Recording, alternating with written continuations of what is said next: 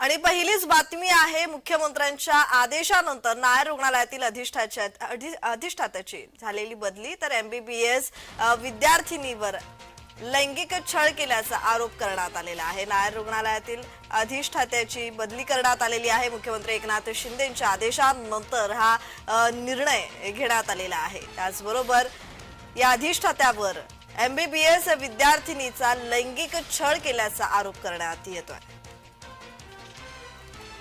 या संदर्भात अधिकची माहिती देत आहेत आमचे प्रतिनिधी शुभम उमाये। शुभम, या संदर्भातला अधिकचा तपशील।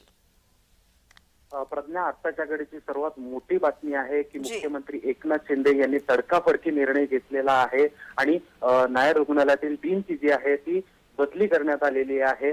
सोबतच आपल्याला माहिती आहे की आज सकाळी संदीप देशपांडे जे मनसेचे नेते आहेत त्यांनी पत्रकार परिषद घेऊन या सर्व गोष्टींचा खुलासा केला होता आणि लैंगिक अत्याचार होत आहे पीडितीवर आणि सोबतच नायर रुग्णालयातील अन्य विद्यार्थी जे आहेत निवासी डॉक्टर जे आहेत त्यांची देखील ही तक्रार होती की अशा प्रकारची सदर घटना घडलेली आहे। त्यामुळे पुरावे देखील होते, पण पोलीस प्रशासनाने यामध्ये कुठेतरी लक्ष दिलेलं नाहीये।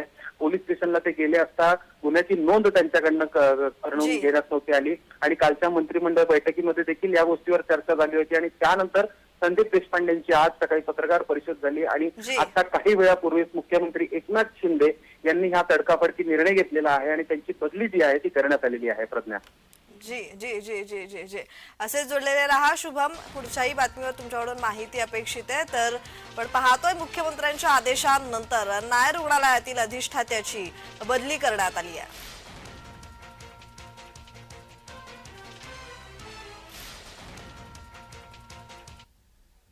दरम्यान मनसे नेता संदीप देशपांडे काय म्हणालेत ऐकूयात।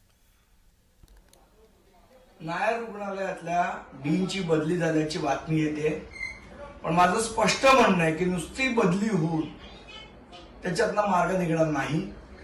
ज्या आमच्या माता भगिनींनी तक्रार केलेली आहे त्याच्यावर एफआयआर झाली पाहिजे, जे कोण आरोपी आहेत त्यांच्यावर एफआयआर झाली पाहिजे। त्याचप्रमाणे या ज्या बहिणी आहेत आमच्या त्यांच्यासाठी सुरक्षित वातावरण होण्यासाठी एका उच्च पदस्थ महिला अधिकाऱ्याकडनं या संपूर्ण प्रकरणाची चौकशी झाली पाहिजे आणि जे दोषी असतील त्यांच्यावर कडकात कडक कारवाई झाली पाहिजे, ही आमची मागणी आहे।